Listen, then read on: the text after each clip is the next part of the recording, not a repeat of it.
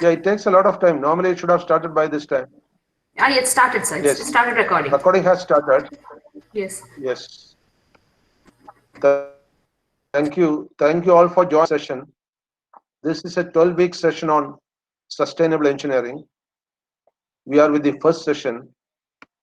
This 12-week session is conforming to the syllabus of the APJK Technological University. And most of the teachers who have joined here and most of the students who have joined here are from the APJK Technological University, which we call in short KTU.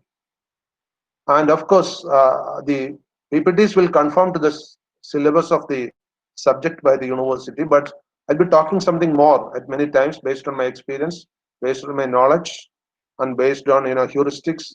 Things may come in between, and it will all get recorded, which you can use later. Now let us see the next slide.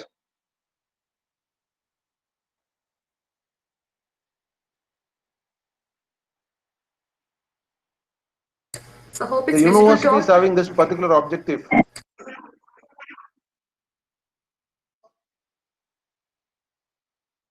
If it is not visible to anybody, please put in the chat box. So it is visible to all. The objective of this course is to inculcate in students an awareness of environmental issues and the global initiatives towards attaining sustainability.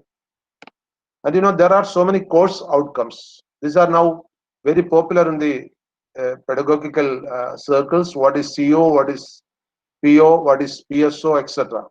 CO stands for course outcomes, and every course should have 3 to 6 outcomes. Here the university has defined the 5 outcomes which are required. The 5 outcomes are: first, to understand the relevance and the concept of sustainability and the global initiatives. And second one is to explain the different types of environmental pollution problems and their sustainable solutions. And the third one is to discuss the environmental regulations and standards. And the fourth one is to outline the concepts related to conventional and non-conventional energy, that is mostly on energy. And the fifth one is demonstrate the broad perspective of sustainable practices by utilizing engineering knowledge and principle. So this will be the broad outline of discussion of my subject. Actually, this subject was first introduced in that university in 2015, and myself and Dr. R.V.G. Menon have contributed much to the syllabus formation of this subject. And after that, it has undergone many changes, and ultimately, it has come up to a new syllabus right now in 2019. That syllabus is available on the website of the university. And if anybody wants that syllabus to be sent, you can just put in the chat box. I'll arrange to post it again. But it's available on the university site. Anybody can access it. Under the academics pull down menu, you can get it. Now the next slide.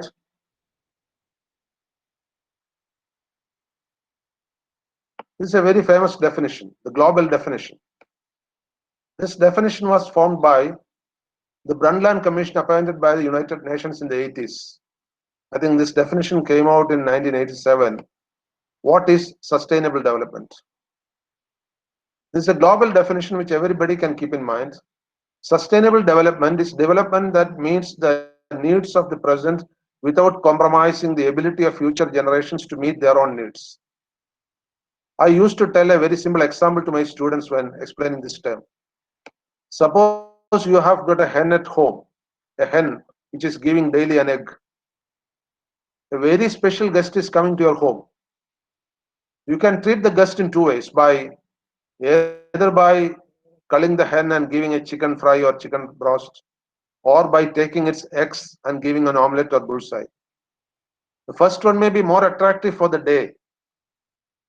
Culling the chicken and giving the meat will be very attractive for a day. But the second one, taking the egg and giving some egg products, may not be as attractive as the first one, but in the long run, it is sustainable. This is the concept of sustaining. That is, without killing the mother earth, without killing the hen, without killing the cow, we can give resources, we can give eggs, we can give milk, which can sustain our livelihood. This is the basic concept of sustainability.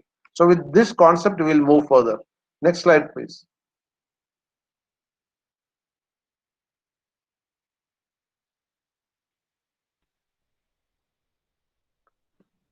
The sustainable development has got two concerns.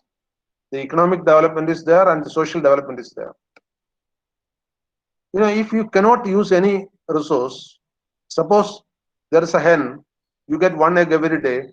You say that let the hen reproduce a chicken every day, so you are not going to use the egg also. That means you are very much sustainable, but then you are not economically viable. You cannot get any income from it. You cannot get any survival from it. So using the egg is a middle way. So it is one way helping the economic development. Many households in Kerala used to depend only on the egg they produce in the early days. Now it would have changed a bit. So economic development also has to be there. So we cannot go to sustainability to the extreme thing. Say, for example, having forest everywhere is the most sustainable thing. But can we have it? We should have our own occupation land where we can make our habitat, where we can stay ourselves. So we cannot say, let there be forest everywhere in the world. So sustainability has got a limit to growth. That is there. But economic development has to be a part of it. So middle way is most of the time acceptable for us. Let us see the next slide.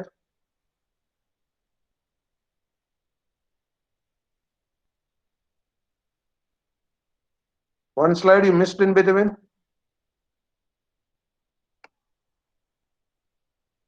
Okay. No, sir. This is it. Next one. Yeah. Yeah, this is it. This is it. That I removed later. That's why I forgot that I removed. Okay. This is our problem. What is the problem? People. You would have heard the most famous Malthusian theory. Abraham Malthus was an economist. You would have heard the theory which says that the resources increase only in arithmetic progression, whereas the population multiplies in geometric progression. For example, when the resources increase in the proportion 1, 2, 3, 4, 5, the population increases 1, 2, 4, 8, 16, 32 like that. This is a very dangerous phenomenon which we are seeing in the world for a long time. Obviously, just before the Industrial Revolution started, when the Malthusian theory came up, many of the economists all over the world suggested or propagated that we are going to starve and die. But when the mechanization came, we could produce things beyond our requirement, excessive production could happen, and we could survive. That means by science and technology, we have overtaken the limitations of the nature. But still, this is a problem. How much it is a problem? Let us see the next slide.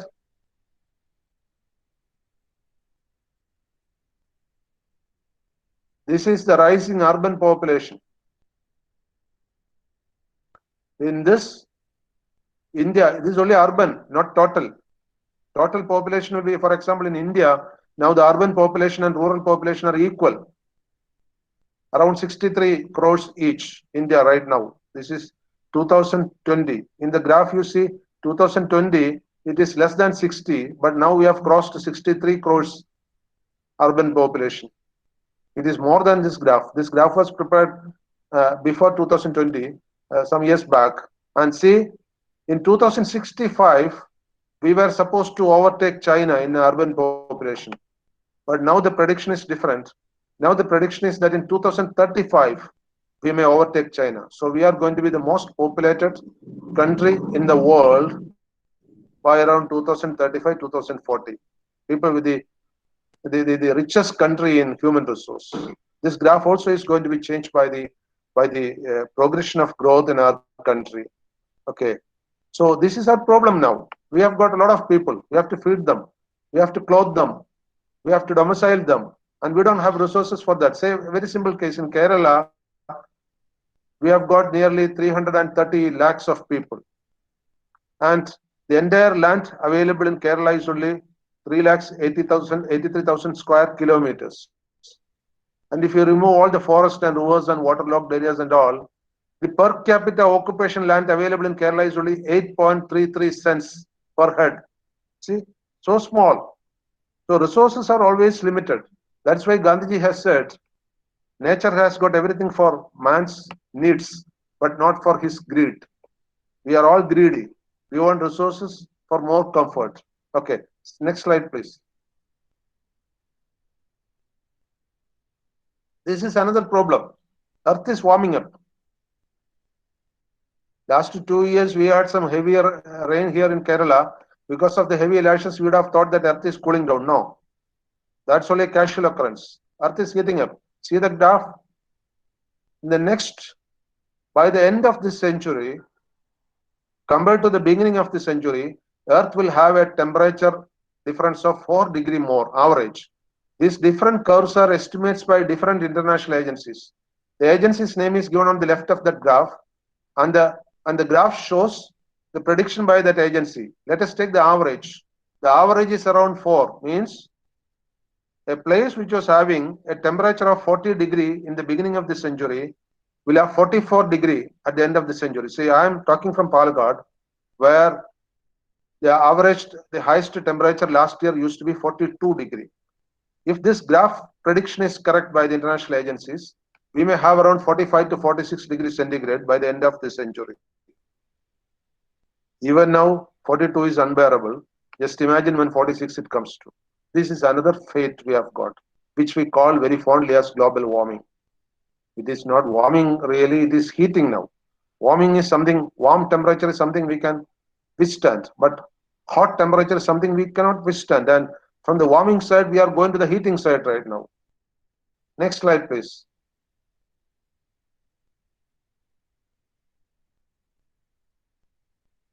What's the role of engineers in sustainable development? Why we are teaching sustainable engineering?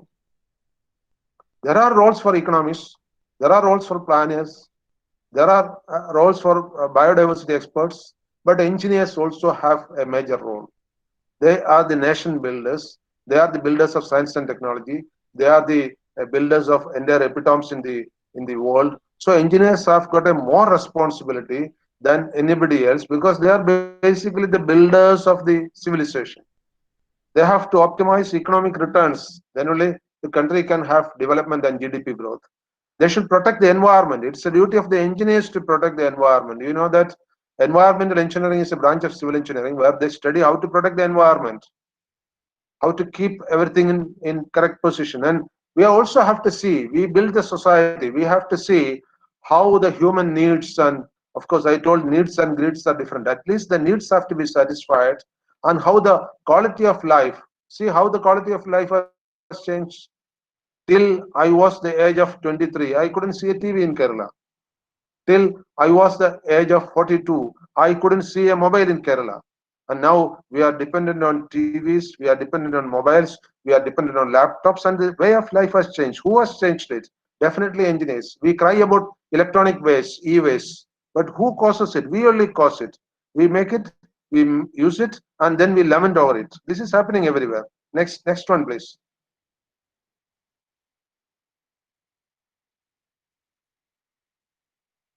So what is basically sustainable engineering in a nutshell?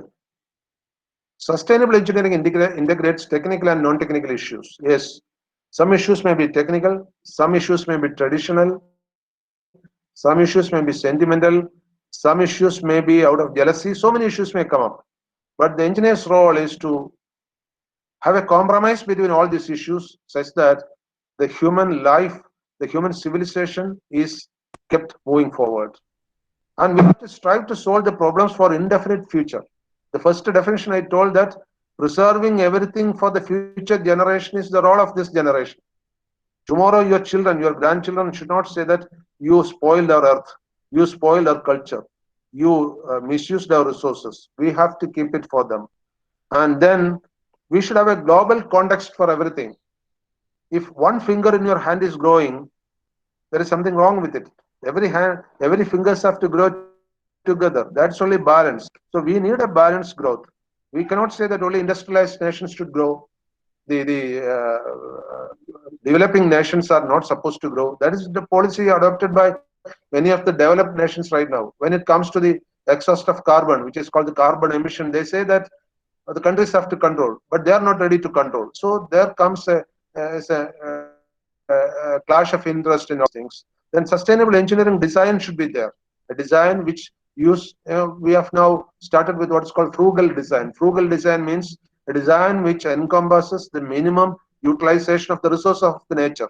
So by resorting to frugal design, you are saving a lot of resources in this on this earth. But safety, function, cost, all these are, and the impact on the planet and the impact on the people, their daily life, all these are concerns for the engineer in their development activities and engineering activities. Now come to the next one. I want you to see a video. It's a bit lengthy video, but very informative video. This has been prepared by the Ministry of Human Resource Development, and I'll display this video. You should listen to it. After it, I'll ask some questions. You have to give your answers in chat box.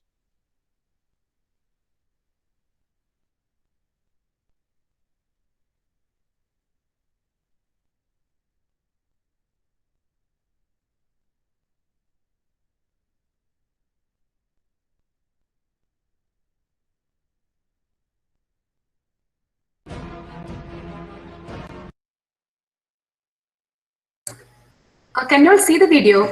So can you see the video? Okay. Yes, we can see. Please proceed.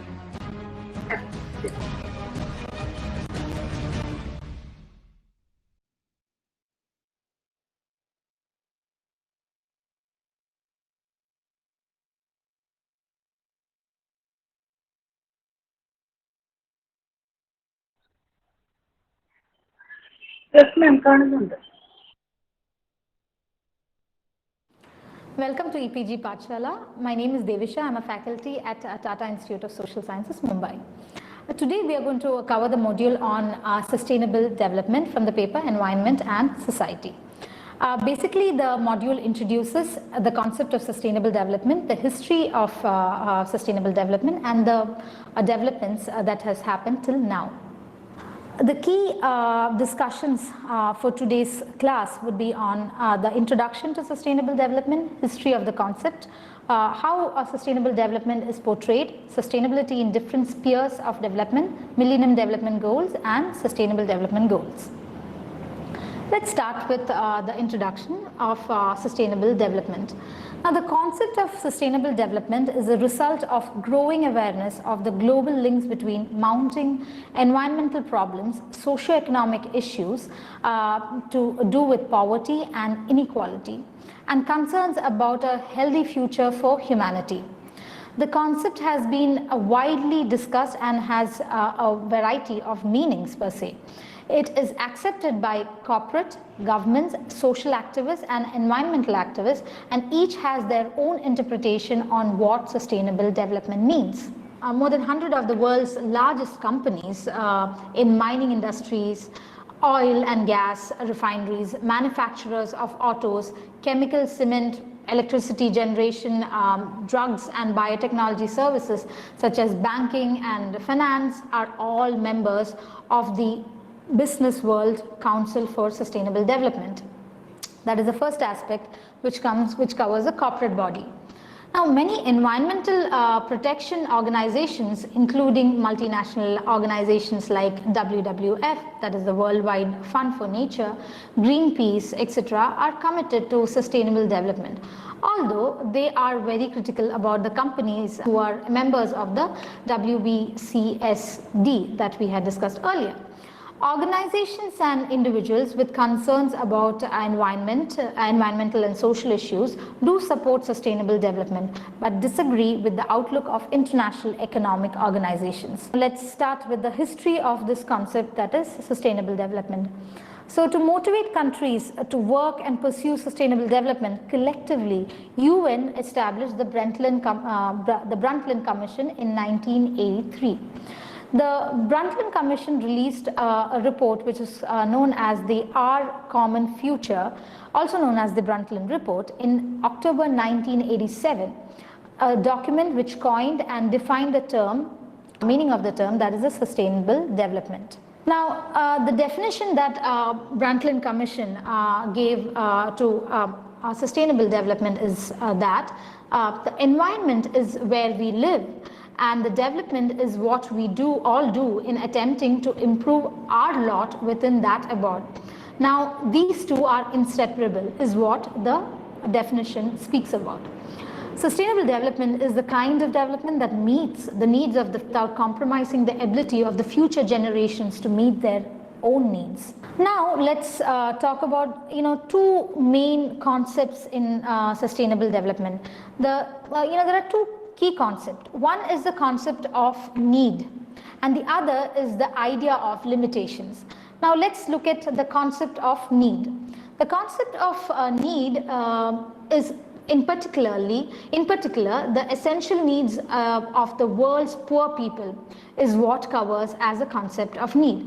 Now, to which they should also be given overriding priority. The second aspect is the idea of limitations, which is imposed by the state of technology and social organizations on the environment's ability to meet both present and future needs. So Brundtland's definition and the ideas expressed recognize the dependency of humans on environment to meet needs as well-being, and well-being is in a much wider sense than merely exploiting nature per se or just resources per se. So ecology and economy are becoming ever more interwoven, that is locally, regionally, globally, nationally, any sphere you say, it is getting interwoven. The report stresses that humanity, whether in an industrialized or a rural subsistence society, depends for security and basic existence on the environment, the economy, and our well-being now and in the future will also need the support of environment per se. Now let's come to the topic on portrayal of sustainable development. Now sustainable development is often presented as being divided into the economy, the government and society. Now the three sectors are being presented as three interconnected rings, and the model has a conceptual simplicity basically. So often sustainable development is presented as aiming to bring the three together in a balanced way, reconciling conflicts per se. Here you can see the three rings that I was talking about, which is the environment, society and economy. This is the first one way of presenting the three aspects or the relationship between society, economy and environment. Now the weaknesses and limitations of this model that we have discussed is that the view that there is a separation and even autonomy of the society, economy and environment from each other takes a compartmentalized approach to sustainable development. The separation neglects the connections between the economy, society and environment. It leads to an assumption that building capital can replace or substitute for natural resources and systems, and completely ignores the fact that any amount of afforestation or plantations cannot substitute a forest. Genetic engineering cannot replace biodiversity, and there is no technology that can reconstruct the atmosphere or the ozone layer. So a sectoral approach can divert attention from asking questions that are important to getting to the core of sustainable development, such as those about the nature of our society, what the policy priorities are and how decisions are made and in whose interest. The wider social issues often fall off the sustainable development agenda per se. So environmental economists discuss about the environmental impacts of business such as pollution, biodiversity loss and degradation of habitats. These are all unpaid costs or externalities per se. In such cases, how can the corporate pay for the loss that that they have made, and who should they pay these costs to? It is impossible to imagine money compensating an organism or humans for loss of habitat on which they depend. There are many social costs that business cannot pay for, such as unemployment or a loss of culture or damage to health, or as I was explaining, a loss of forest or plantation wherein biodiversity is lost. So to cover all this, another frame that we would talk about is a more realistic presentation of the relationship between society, economy and environment. The economy nested within society, which in turn is nested within the environment per se. So human society depends on environment, although in contrast, the environment would continue without society. The economy depends on society, and the environment actually exists without the economy. The effect of pretending that the economy and society are each a unified whole is to ignore diversity and difference, and instead gives a precedence to the dominant parts. So here you can see that economy, then comes the society, and within the environment frame, both the economy and society is existed. So that, as discussed, there's a problematic space with respect to having economy and society within the environment frame. The third model that we can see is the environment and biodiversity as an important part of human sustainability per se. So the changes in science and technology, art and culture are stimulated by environmental diversity. Vandana Shiva, a noted environmentalist, points to how global capitalism exploits all form of diversity for profit. Sadly, it risks destroying that very diversity with dangerous consequence for people and the environment. So here, the presentation of relationship between society, economy, and the environment is thus. Within the environment, we have the human activity and well-being, which is stored within the environment realm. So what we explained earlier, the needs in particular with the world's poor, is something that is not seen in the current scenario. So sustainable development basically strives to provide the priority, the overriding priority to the needs of the poor per se. The next aspect is the idea of limitations, which is imposed by the state of technology and social organizations on the environment's ability to meet both present and future needs. This is something that we explained just previously. What I would want to explain here is that the future needs and the present needs also includes the environment that we are part of.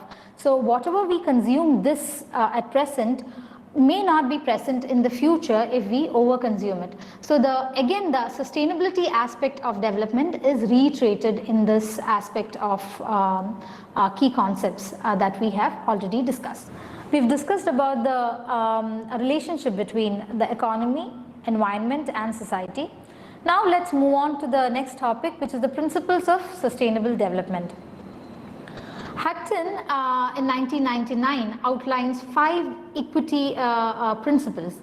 So I'm going to explain each of these 5 equity principles. The first one is futurity. This is basically the intergenerational equity. The next one he talks about is the social justice. That basically is nothing but intra-generational equity. The third principle that we would be discussing is the transfrontier responsibility, which basically is the geographical equity. The next one is the procedural equity, which is basically people treated openly and fairly. And the final principle is the interspecies equity, because basically it is the importance of biodiversity. So these principles can be summarized as futurity, to give regard for the future of needs of future generations; equity, covering social justice regardless of class, gender, race, etc., or where they live, and participation, participate so that people are able to shape their own futures. Now we will move on to different spheres of development that sustainable development per se, which is the first one we will be discussing is on the agriculture. Now sustainable agriculture consists of environment friendly methods of farming, for example organic farming, that allow the production of good and food and rearing of livestock without damage to human or natural habitats. Now it prevents damaging effects of fertilizers, pesticides and weedicides onto soil, water biodiversity, as well as on human working or living on the farm or in neighboring areas. Now, the concept of sustainable agriculture includes transfer of improved natural resources, biotic and economic base rather than one which has been depleted or polluted. New ideas of sustainable agriculture include permaculture, agroforestry, mixed farming, multiple cropping, and crop rotation. Many methods of certification, sustainability standards exist, which includes organic certification, fair wild certification, etc. These certifications help a consumer to choose products which have been manufactured following the principles of sustainable development. So, one very good example of sustainable agriculture is the Pokali farming in Kerala. It is seen in the wetland ecosystem, the coastal ecosystem, wetland ecosystem in Kerala, where they have cyclical fish prawn cultivation per se. So here they do not use any fertilizers or pesticides. They go by 6 months for agriculture and 6 months for fish prawn cultivation. This is a very natural form of agriculture and fish prawn cultivation that was carried out for many years in Kerala. So sustainable agriculture is also another example would be farmers, the subsistence farmers in Wayanad or any other tribal belt who do not use any other external factors for productivity per se. These are subsistence form of agriculture, but productivity can also be enhanced by, say, crop rotation, a crop pattern, changing crop patterns along, considering the monsoons or considering the rainfall, considering the sunlight that they receive, etc. So these are already followed and it has to be promoted per se. The next area that we are going to cover is energy. Sustainable energy is clean and can be given over a long period of time. Unlike fossil fuels that most countries are using, renewable energy also produces little or no, even no pollution. In India, renewable energy, hydroelectric, solar and wind energy are being promoted. Solar energy has recently become available very easily.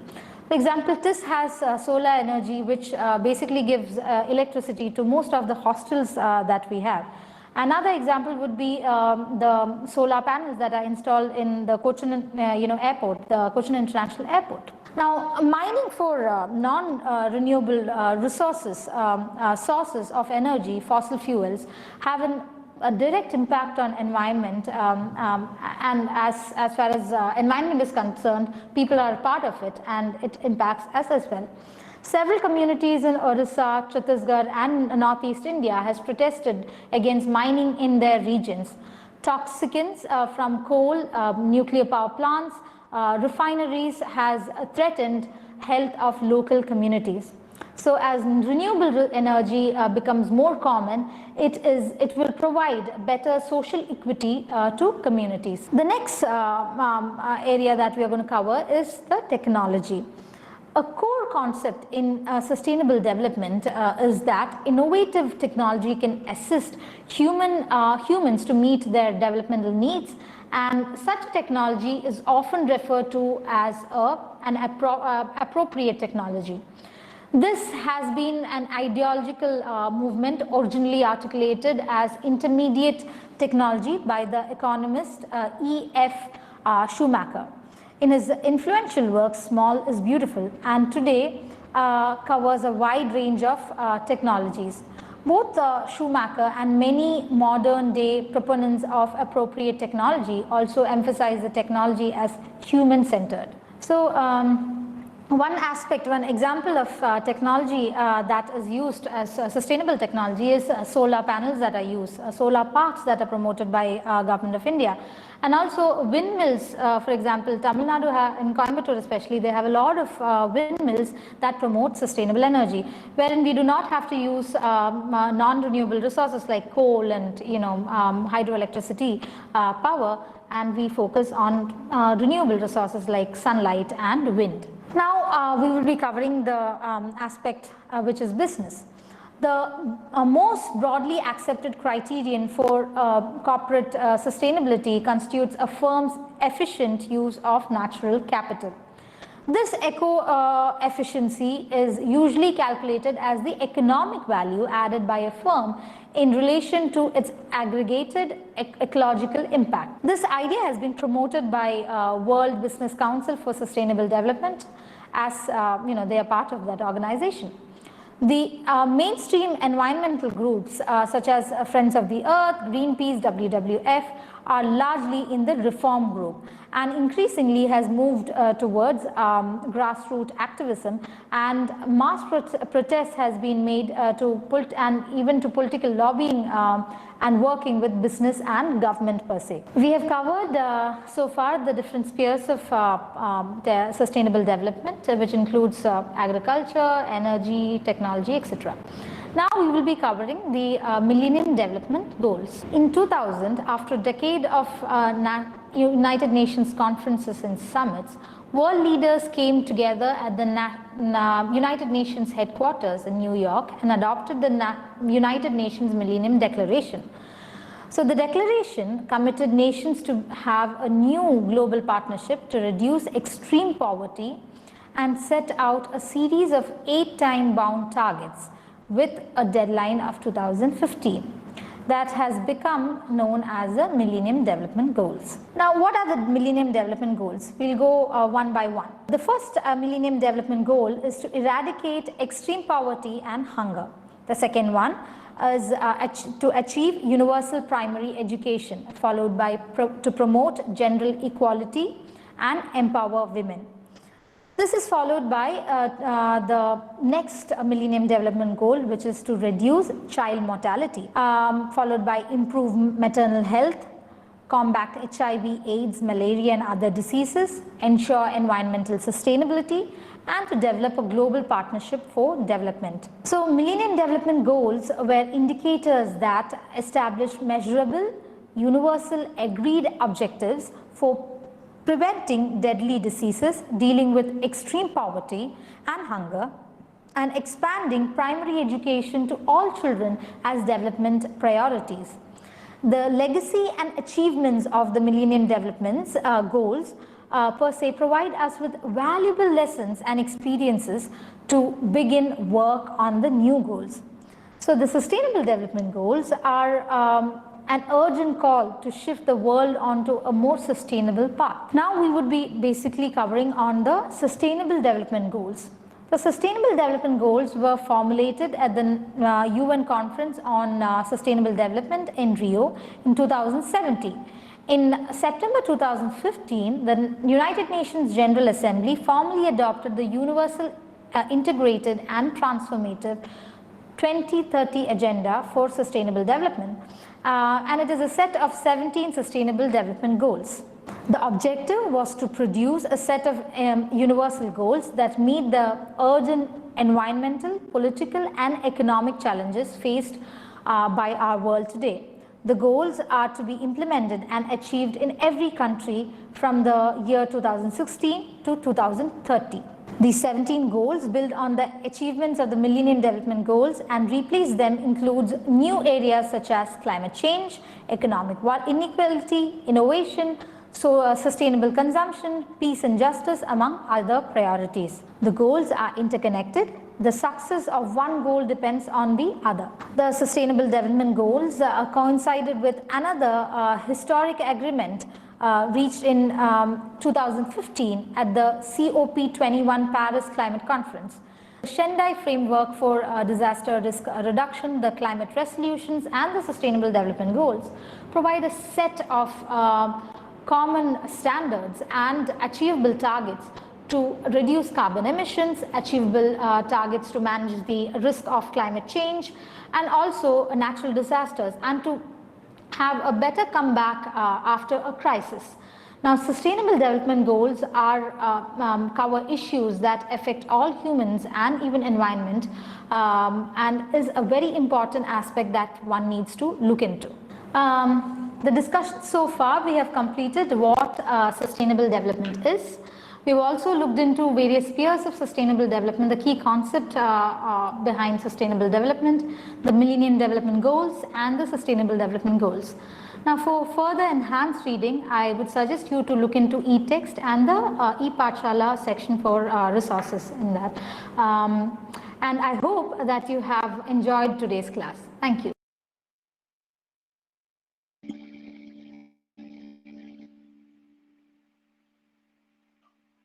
Hope all of you heard this well. Now I am coming to the active part of it. We have got nearly 184 participants here. I'll be asking you some questions. Please put the answer in the chat box. You don't have to say it. You can just put in the chat box. My questions will be very simple. I just wanted to know how you understood this lesson, this session, which was provided by one of the most distinguished institution in India, the Tata Institute. My questions will be very simple. Irrespective of whether you are a teacher or a student, you can put your answer in the chat box. I'll say whether it is right or wrong. If it is right only, I'll say. If it is wrong, I will not comment. Don't worry about that.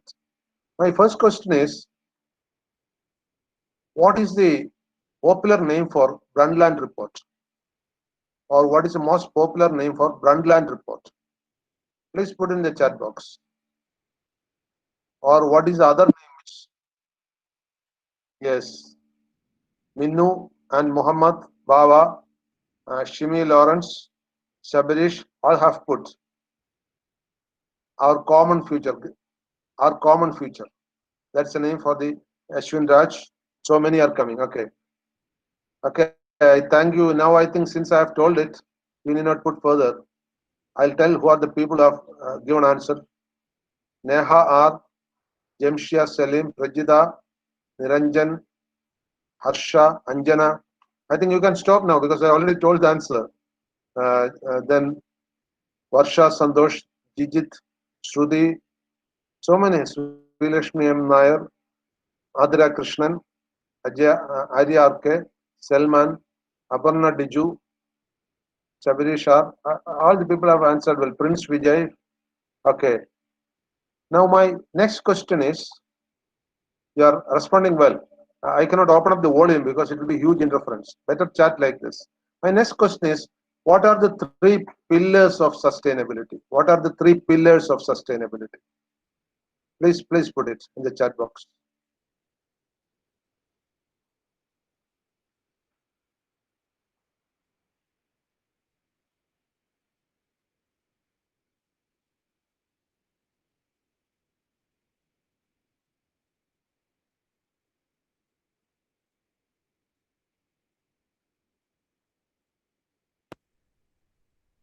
Nobody has put it?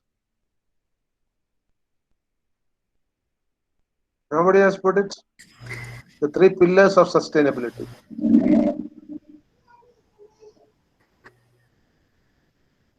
Please put in the chat box. So there are so many answers in the chat box. Correct answers kandu, sir. Oh, chat box, I'm not. Okay, it has come now. It has come. Chat box, it has come. I was waiting. Maybe Yes. it was a bit slow. Let me see. Yes. Environment, society, again environment. No, environment, society, economy. Environment, society, or economy, social, environment. Okay, most of them are correct. I think some people committed some slight mistakes. Some words are repeated. So many names are there. How can I read all these things? Senani Suresh, Anuvinda Vandanam, Rahil Roshan, Soumya M, Jamila A.A., Srikumar Nedumpurathu, Vaishnavi V, Giri Prasad, Arunjit A.R., Basil Shaji, Agash R, Adira Krishnan, Archana R, Ishya Selim, Tejas S, Arubak CM, Varsha Santosh, Arya R, Ashwin Sivadasan, Arjun Prasad, Naushadali VT, Ashwari MM, Pramod Krishna, Shibin, Vinci, Srijitra, Sanjay Sanchu, Shrija DS, Salman Salu, Neha R, Sharat R, Only those who have put full I am reading. Akshaya Ashokan. Some people have put only one. They didn't put the full. Niranjan A. Ashwin P. Srilakshmi N. Nair. Sahira Shweta S. Krishnendu Sadish. Sindhu V. Okay, it's a good collection. I think I have read as much possible. Let me ask the next question now. Next question is, who proposed the equity principles? Who proposed the equity principles?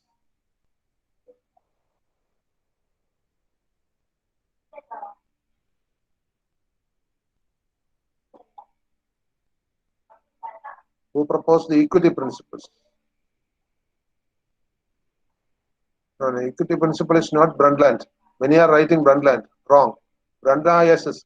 Savita Stanley put it rightly. Houghton. Yes. Aparna also. Aparna, did you Houghton? Houghton proposed the equity principles. You are right. Houghton. Now so many are writing. Now it's better stop. After I say the answer, better don't write. Many have written now. I'm not going to read everyone. Over a dozen people have written now. Now my next question is, be very careful. What do you understand by organic farming? What do you understand by organic farming?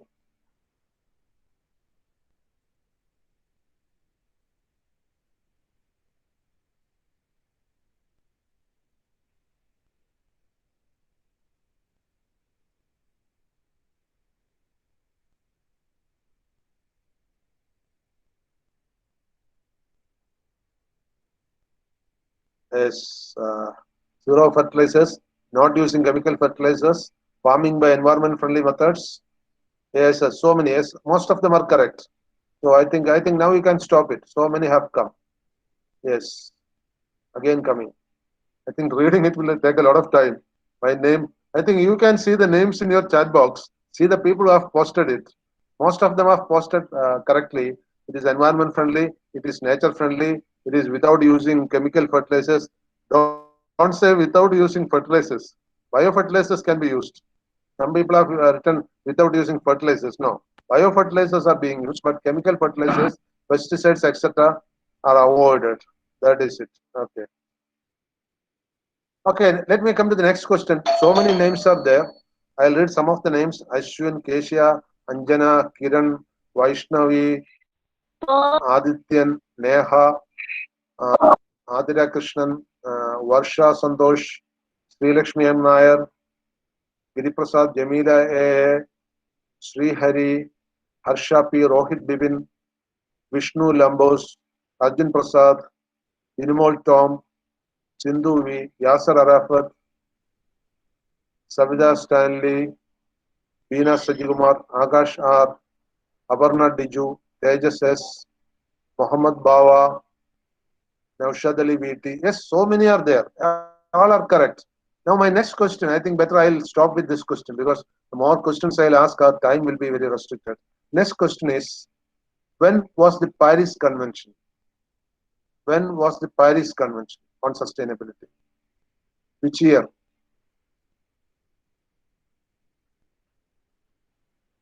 Yes, so many have written it. 2015, yes. Some have gone to 2016 or 17, but most of you have written 2015. Thank you, thank you. So many. Yes. Who started with 2015? I'll say the first few.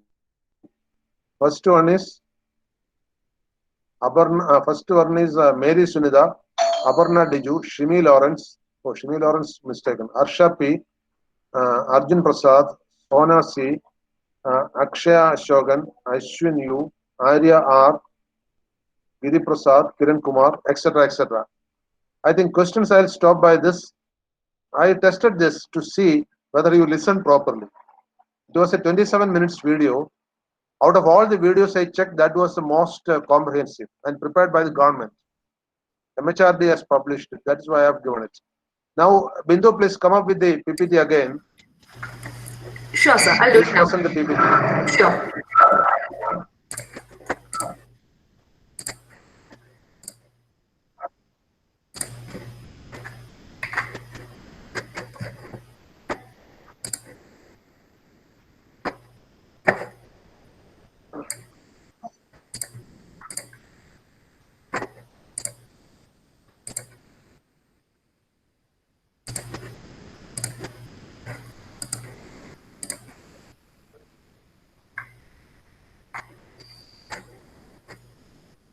So hope you can see that. Yes. Yes, ma'am.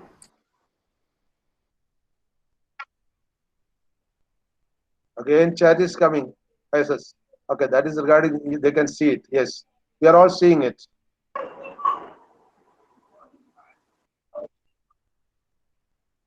As I told in the beginning, to make our interaction a bit effective, we will have some interesting interactions also in between.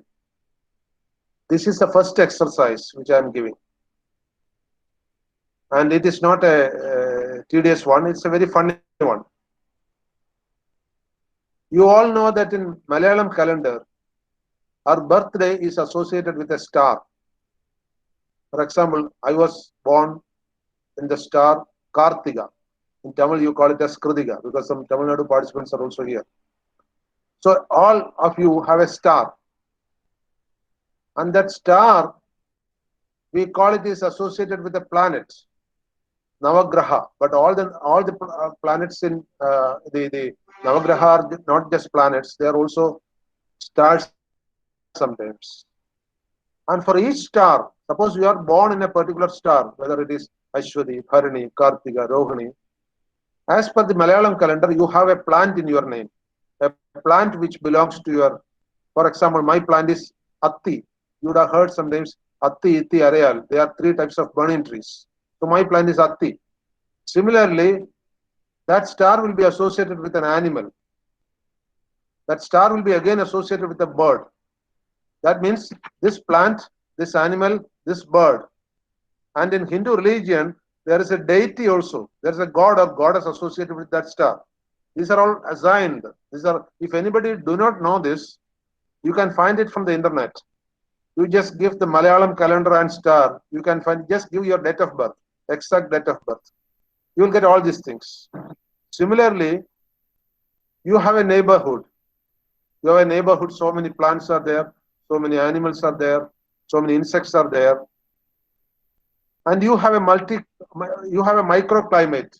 You have a house where maybe nearby a waterfall may be there, or a peculiar cold catch area may be there, or a river may be flowing around you, which controls your microclimate. So each of our houses have got a microclimate, which is decided by the things around it. And you have your own food habits. Food habits means some people like certain particular vegetables, particular meat, and you have some flora and fauna around you. The type of plants, you like some plants, you dislike some plants. These are all ways in which you attach to the nature. I'm going to give it as a very simple exercise. Take the first five: your star, your plant, your animal, your bird, and your deity. Your deity is optional because it's a Hindu belief system. If you are not a Hindu, you will not have a deity associated with your star. Only the Hindus believe in that deity association. But the other one, it's not religious, it's a calendar thing. You cannot say it is religious because loving an animal or loving a plant is not religious. So the first four you can identify from the internet if you don't know. Many people may be knowing. How many of you know what is your star, your plant, your animal, your bird, and your deity? Please post here. I just want to know how many people know their star and at least two of them, your star and your plant. Star many people will be knowing. Yes. Kartika I told, so some people are reproducing it. Come with some other. Kartika don't reproduce because I told.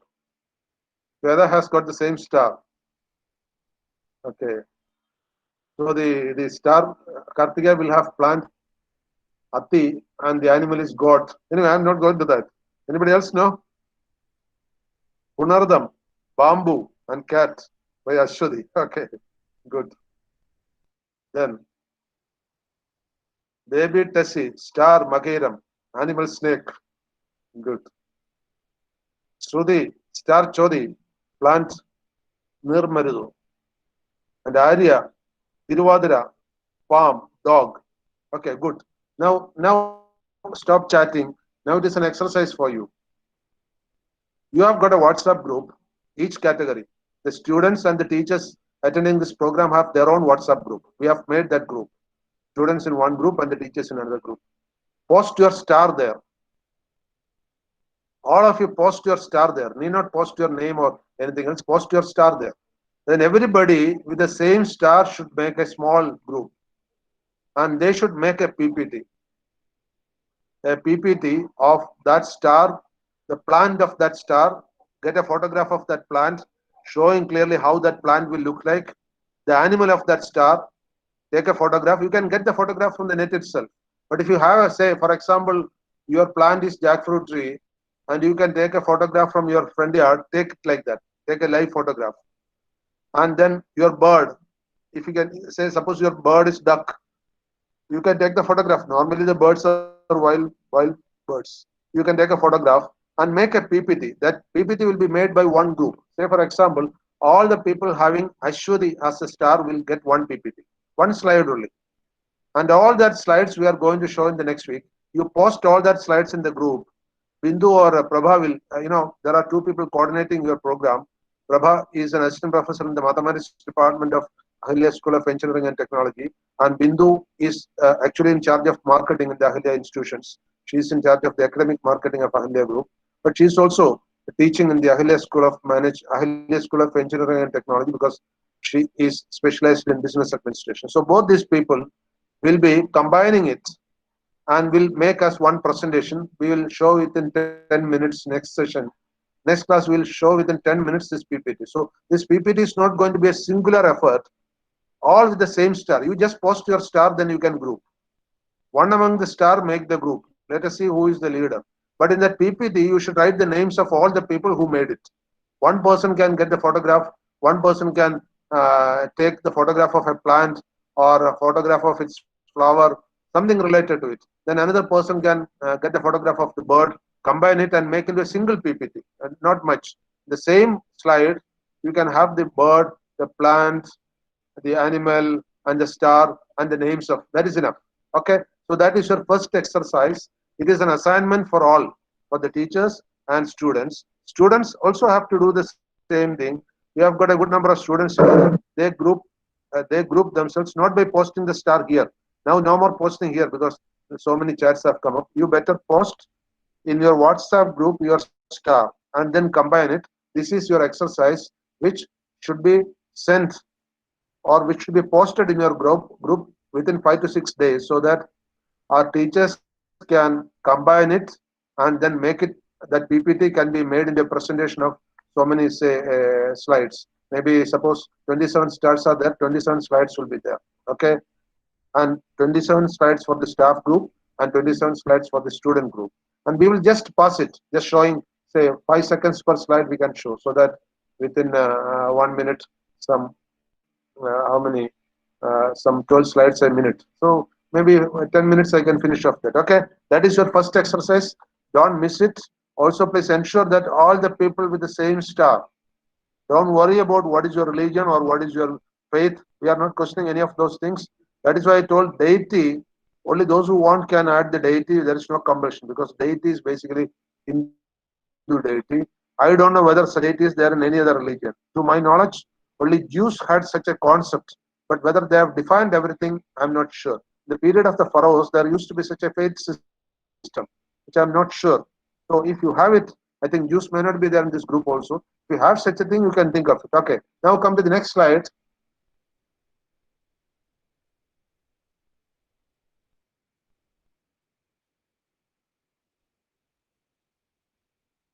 We want a more vibrant world.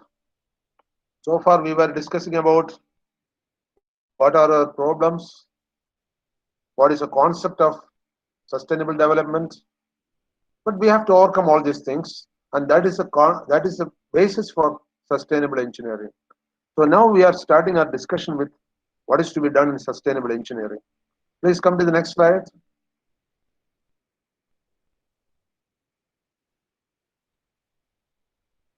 We are undergoing a tremendous climate change. I told you that by the end of this century, almost 4 degrees centigrade increase in temperature may be there. Mostly because of anthropogenic greenhouse gas emissions. What do you mean by anthropogenic? Anthropology is a study of human beings, the origin of human beings. So anthropogenic means generated by human beings. and GHG stands for greenhouse gas. You know, there are so many greenhouse gases. By bulk, the most prominent is carbon dioxide. By effect, most prominent may be some other gases, but by the bulk, the maximum greenhouse gas emission is basically carbon dioxide emission. And you see, there was an increase over 1970 to 2010, which was the highest in human history compared to all previous years. Say, for example, just see the next statement I have given, carbon dioxide emission from fossil fuel. We are all using fossil fuel. Petrol is fossil fuel, diesel is fossil fuel, your cooking gas is fossil fuel, and even the fire which you make at home, that's also basically from fossil fuel. And you see, the industrial processes which started in the 70s, till 70s, the industrial processes were very minimal. By 1970, that is why the environmental thoughts have stem up from 1970 by the first book, Silent Spring. Okay, now from 1970 onwards, 78% of the global emission was contributed in this 4 decades. Just see, all the people who lived and died beforehand contributed to less contribution of the carbon monoxide, carbon dioxide and greenhouse gases, whereas in the last 40 years, I am shameful to say that my generation has contributed to that hugely. About half of cumulative anthropogenic carbon dioxide emissions between 1750 and 2010 have occurred in the last 40 years. And before 1750, virtually there was no anthropogenic emission. Why? Because industrialization started in the second half of 18th century, that is by around 1750. So before that, people used to make carbon dioxide only for household cooking and such things only. And the next statement you see, the direct carbon dioxide emission is too huge and it will double or triple in 2050 compared to 2010. See, if 2010 we had a million ton carbon dioxide, 2050 we are going to have 2 million or 3 million tons. That is the ratio. See, exact quantum I will give later. Okay. Next one, please.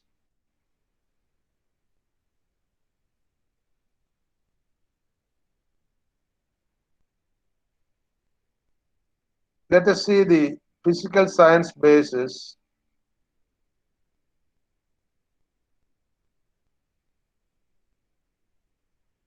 I think chat box, somebody has posted something. Okay. Yeah, the answers to my previous questions only. Okay. So let us see what are the physical implications of these things. 95% certainty that human influence has been dominant cause of the absurd warming since 20th century.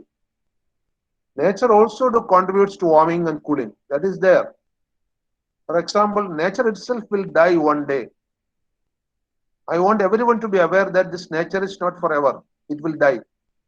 Like the human beings, the nature has got a death knell.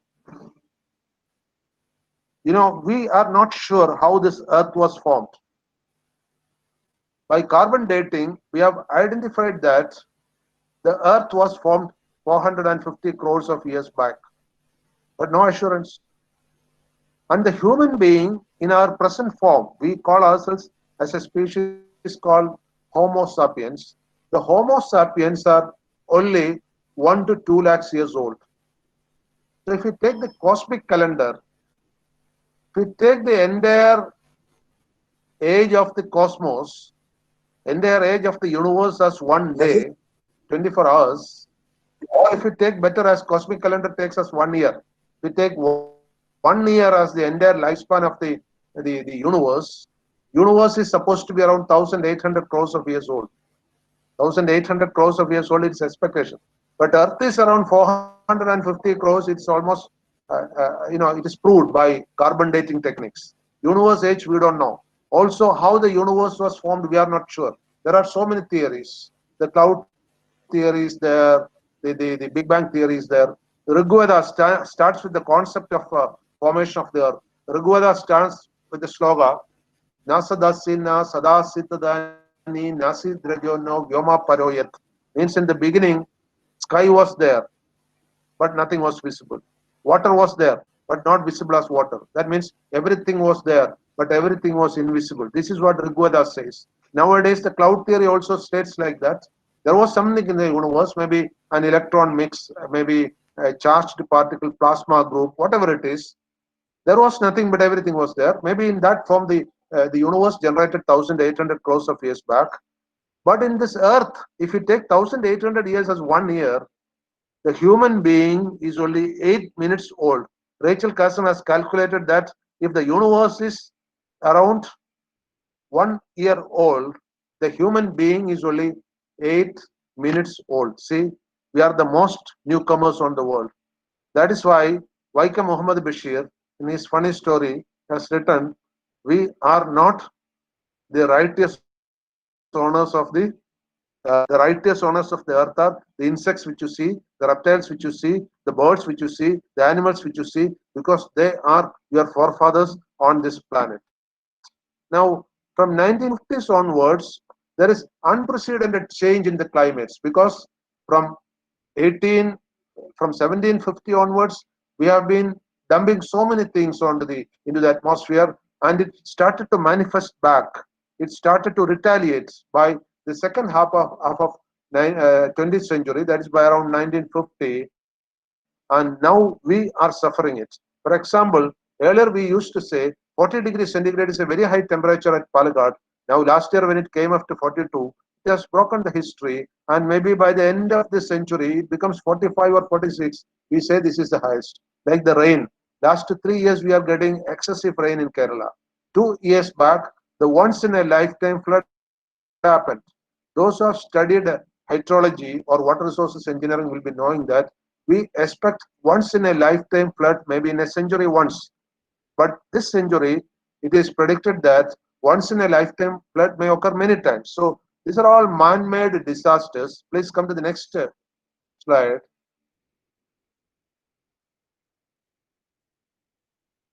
See, change in the global average temperature. The ocean surface temperature is given below. The global average temperature is seen. See how the temperature is changing. I have given the graph because graph will explain by itself.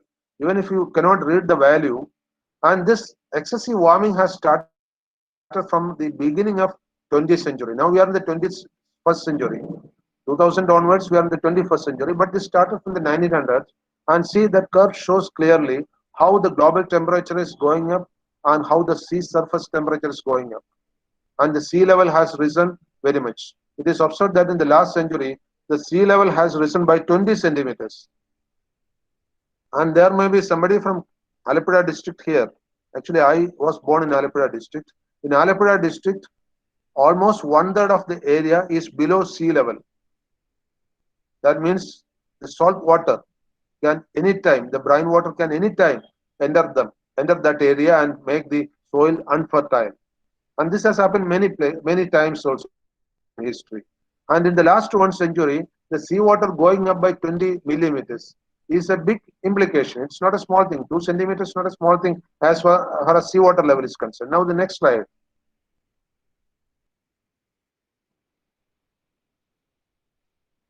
This is the atmospheric concentration of carbon dioxide in the last century. Carbon dioxide level in the beginning of the 20th century was less than 315 parts per million. We call it as ppm or milligram per liter. Normally, milligram per liter is quite common. Anyway, parts per million also you can use. It was less than 315 in the beginning of the 20th century. By the end of 20th century, in many parts of the world, it has come close to 400. This will be very high, especially if you check in Kalamassery area or some other industrialized area. For example, in Los Angeles area in America, in USA, this is very high. Los Angeles is supposed to be one of the most polluted area where acid rains do happen. And Los Angeles fog is very popular because many times in the year the fog will cover the area you cannot see even your hands. The fog will be so dense. And luckily, I feel I had a system when I was working at the NSS College of Engineering. In our environmental laboratory, we used to monitor the carbon dioxide regularly because we were doing some sponsored project by the government of Kerala. So carbon dioxide monitoring daily was done. And I was lucky that here the carbon dioxide concentration was only 330 milligram per liter. I don't know whether it has increased now. I did this monitoring from 2013 to 2017. In 2018, I retired from the college also. So in that 4 years period, I have found that the carbon dioxide level in NSS College of Engineering Palakkad was 330 plus range, not above 340 anyway. In the air, you can measure it. Now digital meters are available. You can measure the carbon dioxide concentration in the air. And it is advisable that it is restricted to the lowest because the more carbon dioxide, more pluralistic diseases you are bound to get, like pneumonia. Even the longest word in the Cambridge dictionary is the disease caused by the presence of microparticles in the atmosphere. I think Shashi Tharoor will be able to tell that. But anyway, I also remember that word, pneumono ultramicroscopic silicovolcanoconiosis. This is the longest word in the dictionary, in Cambridge dictionary. It's a disease caused by the dust pollution of the atmosphere, and it is very common among the quarry workers also. Now, oceans can absorb carbon dioxide. It absorbs also. The ocean surface, you know that two-thirds of the global surface, the Earth's surface is ocean. Oceans do absorb carbon dioxide, but while absorbing carbon dioxide, it becomes carbonic acid and acidity is induced in the ocean, and ocean acidity is also increasing day by day. What happens if the ocean acidity goes beyond a tolerance limit is, now it is a habitat. See, more living organisms are in the water than on the land. I don't know whether you are aware of it. All over the world, if you take, the more number of living organisms are in water. And life also originated in water. So, the water acidity may put in peril the life of many organisms which are living in water. And 30% of the emitted man-made carbon dioxide are causing ocean acidification by absorption there. That means almost one-third of the carbon dioxide is being, you should not say that I am producing carbon dioxide here, why it goes to the ocean. See, the earth is so turbulent. The earth is rotating around its own axis. Plus it is moving highly at a speed of 30 kilometers per second. It is moving around the sun. And the atmosphere of the earth is so turbulent that people funnily used to say, the air which Jesus Christ has breathed 2020 years back may be still by you. It's possible because air is so turbulent. Now, next slide, please.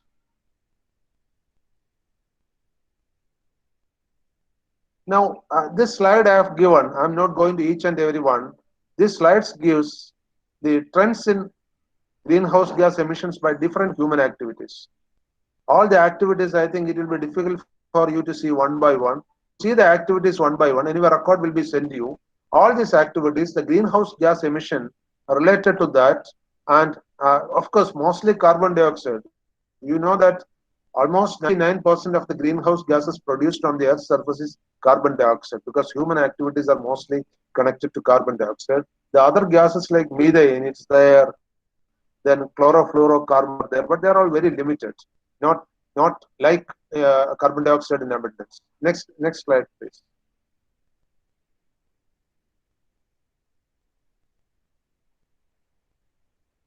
What will happen at the end of 21st century? That is what is given here.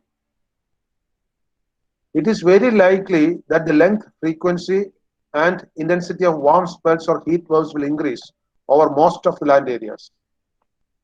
We used to have heat waves and warm spells, but that will be very frequent now compared to so far.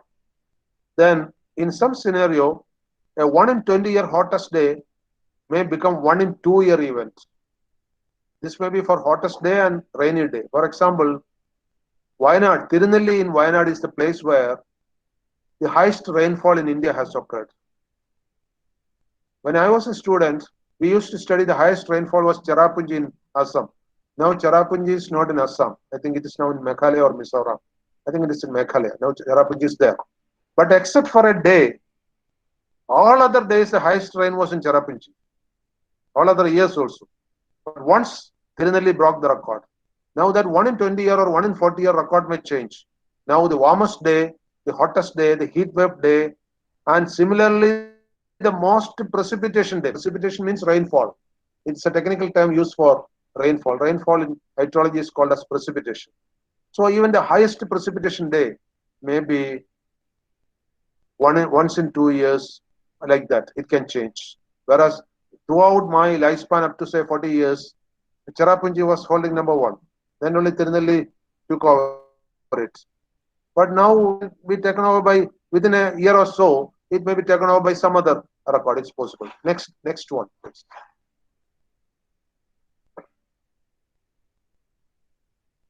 Water scarcity is there, and it is bound to increase.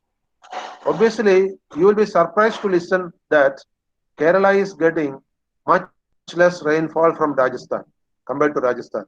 Can you believe it? Yes, it is true. The average rainfall in Kerala is much less than that in Rajasthan. But what is the difference in Rajasthan? Rajasthan, in some places, the rainfall is very heavy. Some places, the rainfall is very less. So scattering or spatial distribution of the rainfall is less. But Kerala is such a place, the spatial distribution of rainfall is somewhat even. Say, for example, my college, the Ahilya School of Engineering and Technology, is in a place called Kodipara, which is in the rain shadow area. So there the annual rainfall, except last 2 years, may be less than 1000 millimeter, whereas the average rainfall for the entire state of Kerala may be 1800 or 200 millimeters in a year.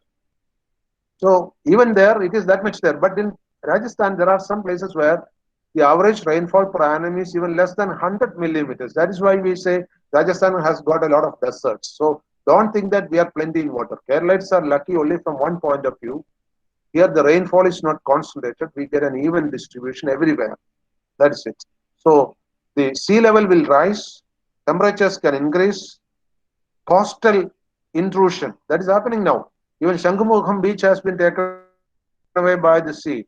It can increase, and the damage to coral reefs. Coral reefs are, pearls and all, which are, it's a peculiar sea organism which is found very near to the sea coast.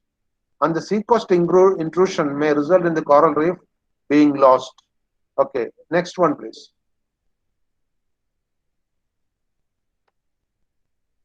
Adverse effects on sustainable development capabilities of most Asian developing countries by aggravating the pressures on natural resources. And Asian developing countries, the most important Asian developing countries are China and India. Remember, these two countries together account for almost 50%, not exactly 50%, 40% plus population of the world. If you take 5 people in the world, 4 are from India or China. That's the ratio right now. So it's a huge population. And obviously, as I told earlier, India is going to overtake China in the near future because China imposed a rule earlier that only one family, one child. Now they have relaxed it because there are no people for the army. So people are reluctant to send their single child to the army. So now they are releasing that norm. But even then, there has been a trend where the social system in China is not as democratic as in India. So their population is not going to increase much. People don't want more kids in their family. But Indians do have a basic nature of increasing the population. And let us see, maybe by 2040, we will overtake China in the human resource strength. Now the next one.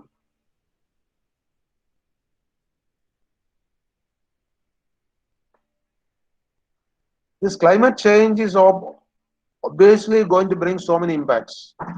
As I told, the population growth is going to impact us by scarcity of food, scarcity of water, scarcity of energy, scarcity of firewood. All these things are going to be there by the impact of population growth and reducing resources. But the warming, the global warming, then in some places concentrated precipitation, all these things can impose havoc on the nature. Next thing. Next slide. Yes, this is the next slide. See, Actually, who are the real sufferers? Any environmental impact, the more suffering is for the poor, not for the rich. I used to tell this simple example to many of my students. A person like me, having very good income, doesn't even spend 1% of my income for fuel, for travel, for cooking, etc., etc. But a person who gets 300, 400 rupees a day has to spend almost 25% of his income for non-effective cooking and traveling expenses. Say, for example, he may have to travel for his work, he has to cook with firewood. Even all over India, maybe Kerala is better. Only around 15 to 16% people have got access to cooking gas. What the others do? Firewood cooking. So that is why, for the average man or the marginalized person, the expense on fuel for cooking, for travel, for heating. In North India and all, heating is a very important thing because half of the year they have to keep a kiln inside their room, otherwise they cannot survive. All this take huge energy demand, and that's almost one third of their total income they have to spend on energy. Okay, next one, please.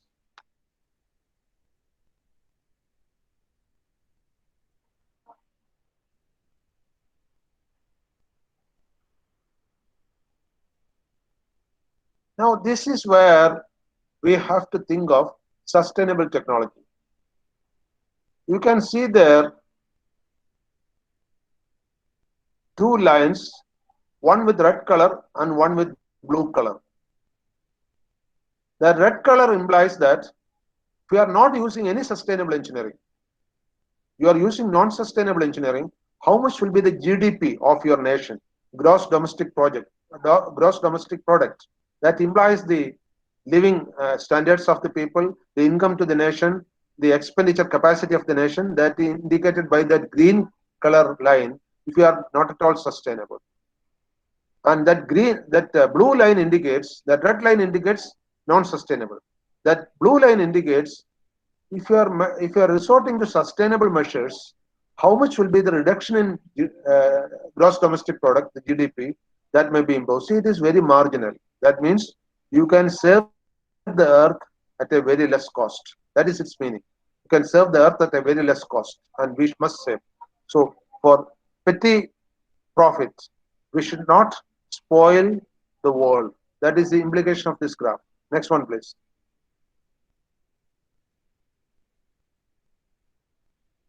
Now we have some targets now. These targets were fixed at the Paris Convention.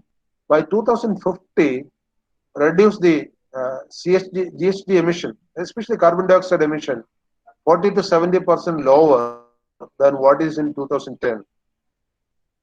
Then near zero level emission in 2100. For example, in Ahilya campus, we have started a group called Zero Carbon Emission Group. All the people we are making our own wind energy. We make wind energy 3 times what we require in the entire campus. We have got windmills. Anyway, I'll show the campus, then you will understand what the campus is like. So we have made a group for zero carbon emission. What do you mean by zero carbon emission? Zero carbon emission doesn't mean that you don't produce carbon dioxide, but whatever carbon dioxide you produce, you mitigate it, you absorb it by your own activities. Say, for example, you have plant trees, you have gardens, you have water bodies. All these do absorb your carbon dioxide, and you adopt technologies like zero carbon emission transmission, zero carbon emission electric generation, uh, the electrical energy related vehicles. These are all leading to the zero carbon concept. That I'll be discussing on the zero carbon concept a bit later, because in the detailed syllabus which we are going to discuss, this is one module. There I'll tell all the energy techniques which we have to use for emission control. Then resorting to energy like nuclear energy, biomass energy, etc., and reducing the fossil energy. Fossil energy is the one causing the maximum environmental disaster. All these things which nowadays we use are fossil energy. Next slide, please.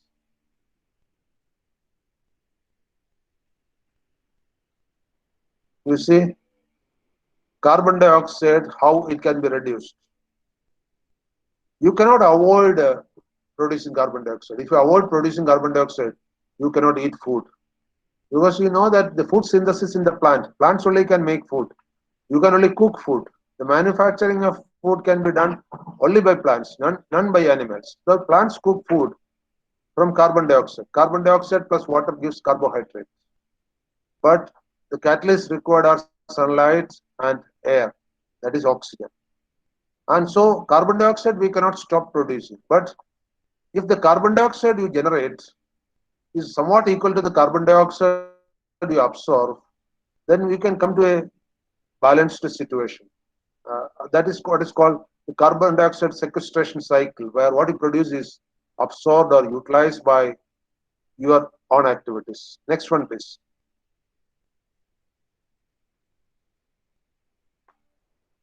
This I will be discussing on energy sector. I have given so many terms here that I will be discussing in detail because we have time constraint. I will be having a detailed session on energy where I will discuss all these things. Next one, please. This also, I'm not going to explain much because I have some other points to show, which is must. This also will be coming in my slides later when I explain later. This session is basically meant to introduce sustainability and the factors affecting sustainability and concept of sustainable development. Next one, please.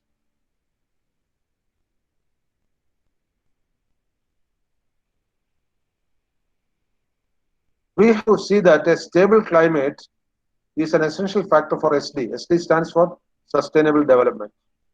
So, controlling the climate change is one concern. And all our designing has to be based on that. You can have sustainable design and non-sustainable design.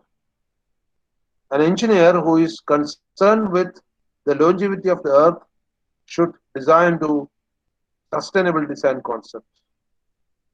And so reducing the use of resources, avoiding the use of depleting resources, using green materials instead of red materials. I'll explain these concepts later in detail. All these are options which we have got for the equitable distribution of the resources and also for limiting the uncontrolled use of resources. Next one, please. This should be your eye-opening slide. Read it yourself.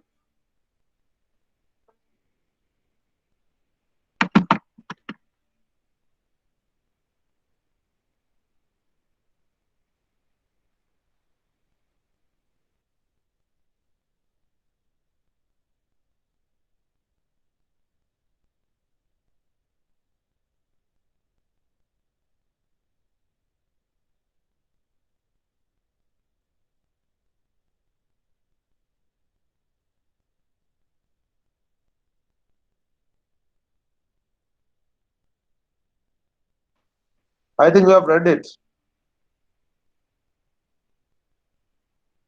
1.3 billion people don't have electricity. 1.3 billion people have no electricity, or means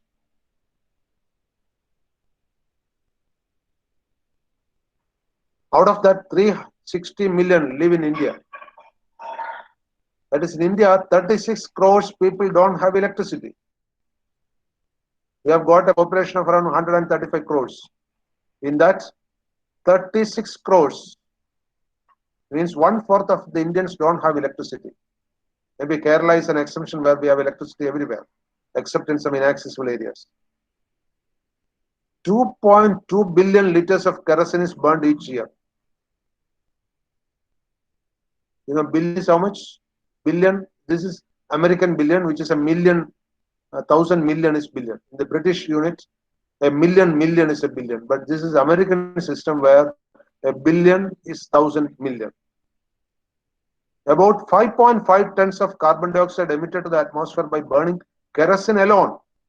And mostly kerosene is used for household lighting, where there is no electric power supply. Abdul Kalam, our honorable past president, used to say that he studied in the light of kerosene lamp. Many of our forefathers have done it. When I was in my young days, electricity was just coming to our Kerala only. Polivasal project has then been commissioned and was spreading in Kerala lately. But Kerala was one of the first states in India to have electricity distribution. Okay, now the next slide.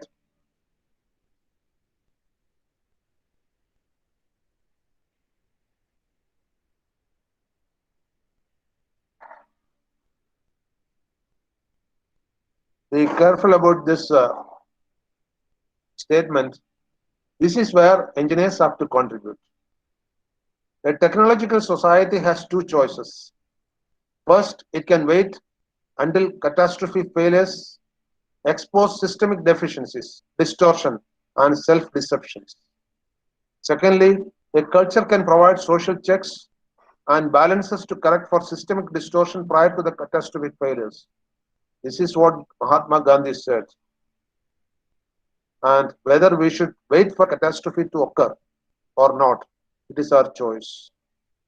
The catastrophe or the total destruction can occur if we are careless, if our generation is careless. So I have seen one PPT prepared by, it was a dynamic PPT prepared by APJ Abdul Kalam. It was posted in the internet long back when he was President of India in the early 21st century when he was President of India. He posted a PPT. I checked for that PPT today. I couldn't get it. In that PPT, a person is coming onto the screen with a protective cover, like the spacewalkers, totally covered. He is having a long bottle suspended in front of him, an oxygen cylinder on the back, heavy oxygen cylinder. His nose is connected to the oxygen cylinder. He is having a long antenna coming up from his shoulder. And there are a few slides there showing one by one. In the next slide, there are so many slides. I am quoting the important slide. In one slide, this young man is saying, if my forefathers were a bit wise, I need not have carried this water bottle. There would have been at least some potable, drinkable water here around. In another slide, that young man is saying, we cannot see the face of the young man because he is in a spacesuit. In another sheet, in another template, he is saying, if my forefathers would have been a bit wise, I need not have to wear this heavy spacesuit because the temperature on this earth would have been habitable. It would not have been so hot, so that I have to be in a case. Next, that young man is saying, if my forefathers would have been a bit wise, I need not have carried this oxygen cylinder because some oxygen would have been available here around, which I could have breathed. And the last slide, which says, if my forefathers would have been a bit wise, I need not have to carry this antenna to communicate with my counterparts in the other continents. At least some human beings would have been here around. I hope you understood. This came from APJ Abdul Kalam. So that is why the next quotation from Gandhiji, speed is relevant if you are going in the wrong direction. Only if you are going in the right direction, speed has got some conscience. So heavy industrialization, heavy dependence on machines is relevant only if you feel the right path. Next one. Next slide, please. So we need sound technologies for urban water cycling. Preserving the drinking water. There is plenty of water in the continent, but only 3% is potable water. Out of that, only 4% is available to us. That means we have only 0.12% of the global water with us for drinking purpose. So this we will be discussing a lot later. Next slide.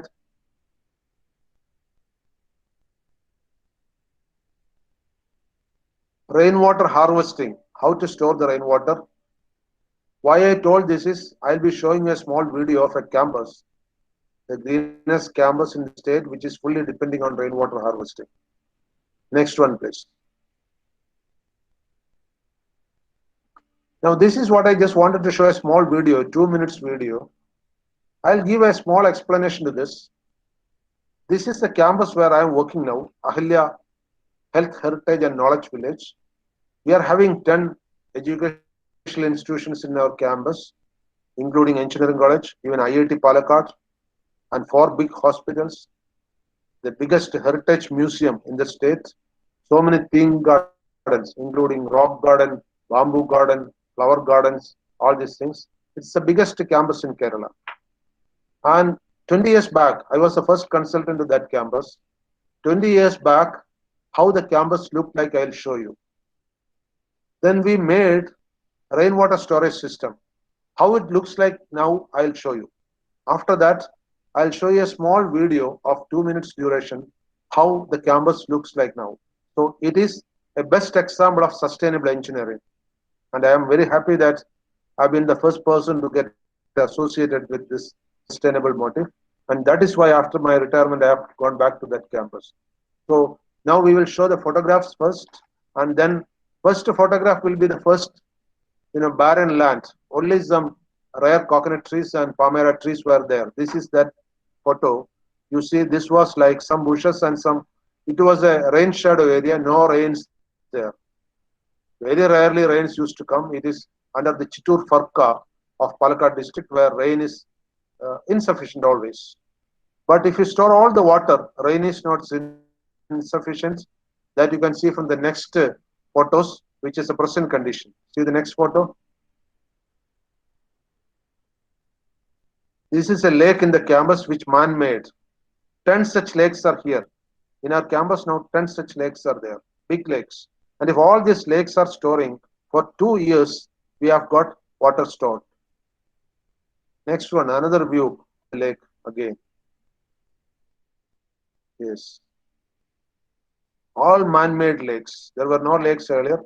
And funnily enough, I did another strategy. All the earth taken from these lakes were made into bricks. We tested in the engineering college laboratory. That was very good quality brick work.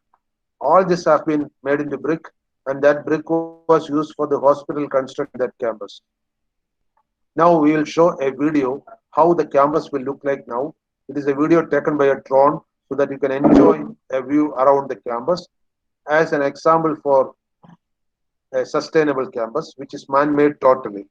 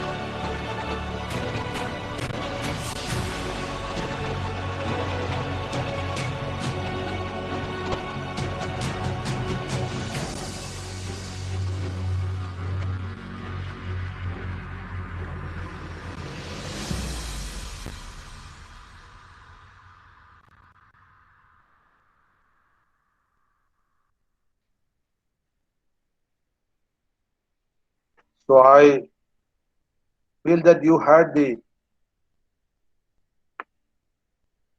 feeling of moving around the campus. But all of you, I invite to visit this campus once to realize yourself how a barren land in thousands of acres can be converted to a sustainable, developed area. And our students are lucky to move around this campus because they feel a charm inside the greenery. Now, the next slide.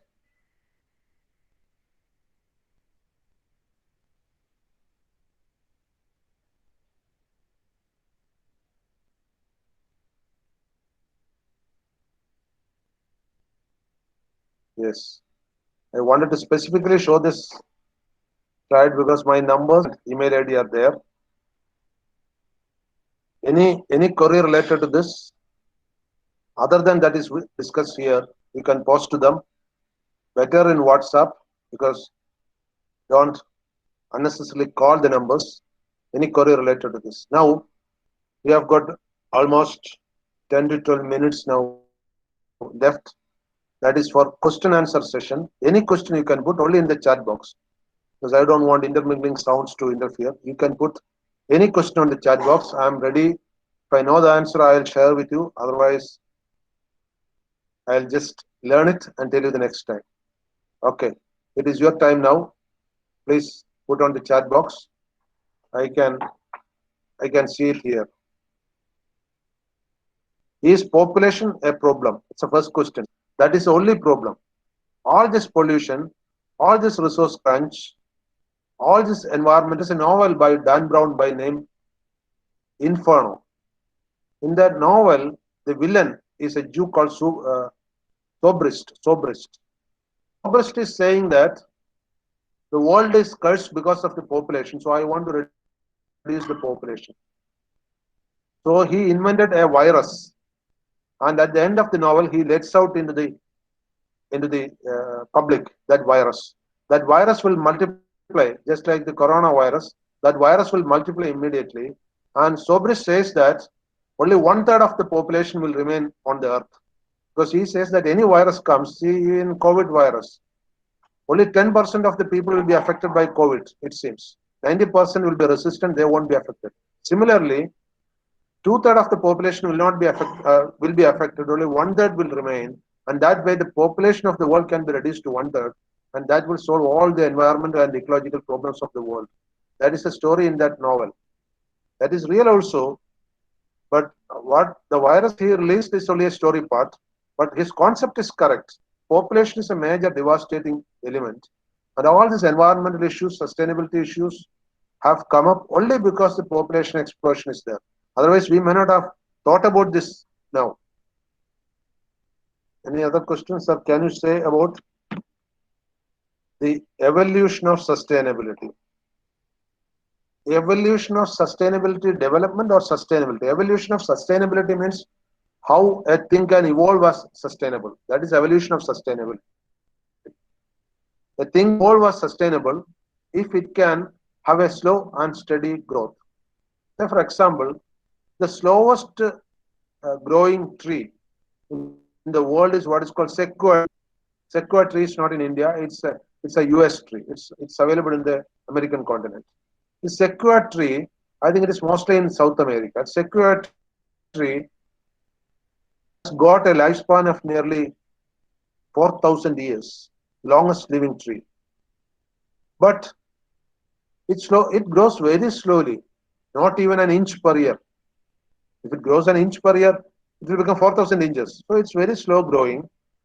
But which is the fastest growing plant? Mushroom. Mushroom grows very fast. Some mushrooms do come up even to 1 meter height, sometimes very rarely. Some days maybe 20-30 centimeters. But within a day or two, it will perish.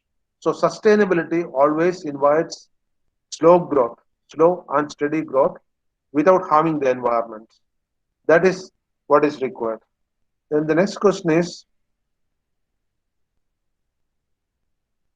the environment itself produces sustainability? Yes. If there is no anthropogenic interference, that is human interference, the nature will find its own way to grow. Say, for example, in a forest, you are not going and planting the trees there. The forest is dense with trees because the trees have got their own multiplying mechanism. So the nature has got its own multiplying mechanism, its own control mechanism. Say, for example, some organizations are born to control some other organization, some other organisms. So, for example, snakes are supposed to control frogs. Frogs are supposed to control mosquitoes. So when snakes are killed, frogs will grow. So mosquitoes will vanish. Or if frogs are not there, snakes will die because snakes won't get food. Like that, everything is intertwined. So nature has got its own network system. These things we'll be discussing later. Then lack of self-awareness is a major issue even in developed cities. How can we enhance the civic sense of each and every citizen to develop sustainable environment? In highly developed countries like Switzerland, Germany, sustainability is a very prominent thing. I've read a small bite by Ratan Tata, which has written that he once went to a hotel in Germany with some of his friends. They took lavish food, and after finishing their food, what is the Indian custom? The waste they will put in the plate and they get up. When they got up, immediately an old lady who was taking food nearby asked them, "You sit down there, take the entire food, and then only get up. Otherwise, I'll call the police." Because in their custom, wasting the food is a criminal offense. The police can come and arrest. And he says they sat down again, took the food, and then only left. See the culture. So culture can be imposed by punishment also, or in country like Switzerland by awareness. So both are possible by control mechanism, by creating awareness. Both way it is possible. So civic sense will not come by itself, either by compulsion or by option. Is population a problem? Can we tap it for the future of India? Now India having the most youth population in the world, so we have some advantage over the other countries facing an educated population. Country like Canada gives maximum support to the parents and having more kids. Yes, that is a better option. We send them all to other countries. India cannot accommodate that much. So India is having excessive population. Most of the Western people don't prefer to have more children.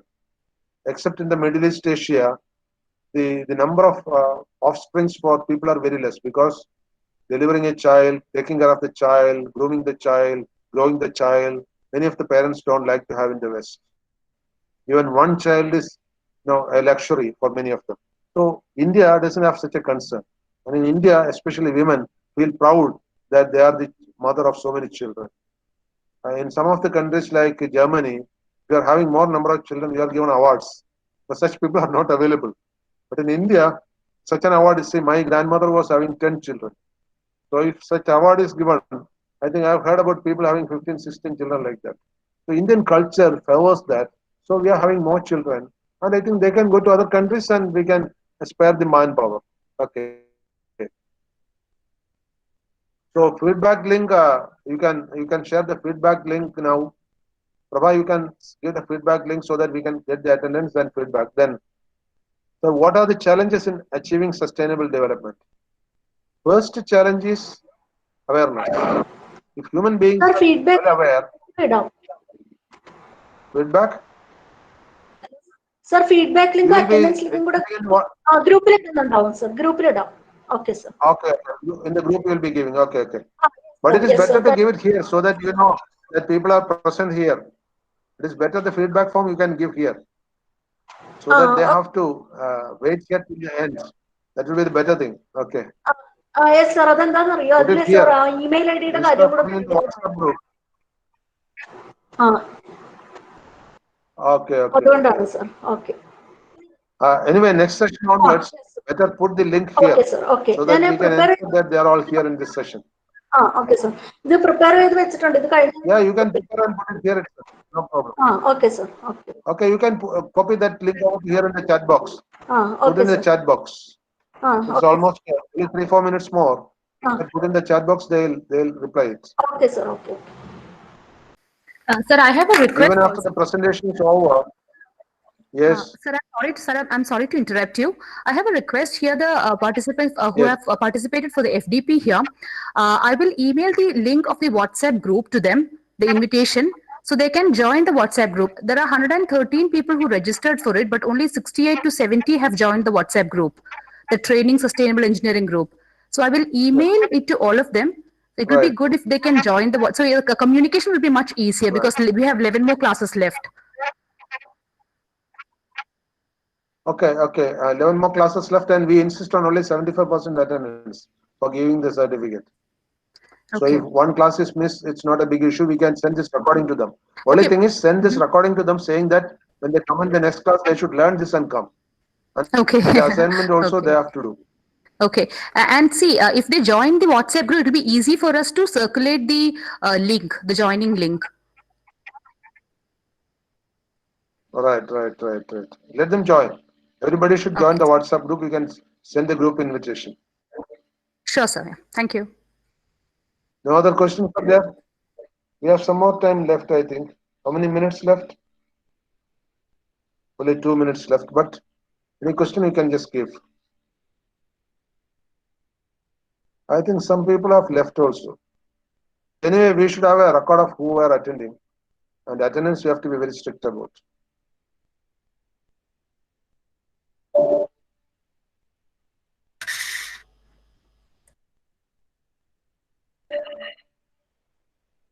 So that link is now posted here.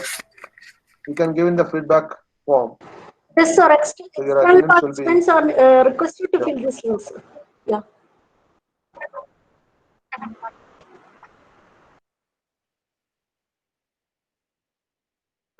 So there is another question from Baby Tessie.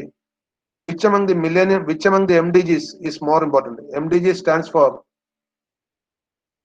Millennium Development Goals. That is going to be another session I will discuss there. MDG is going to be there in one module in detail. So I will discuss there what is MDG, what are its implications, and which is more important. So that I won't discuss here. I will discuss in that session because some people are also there for that.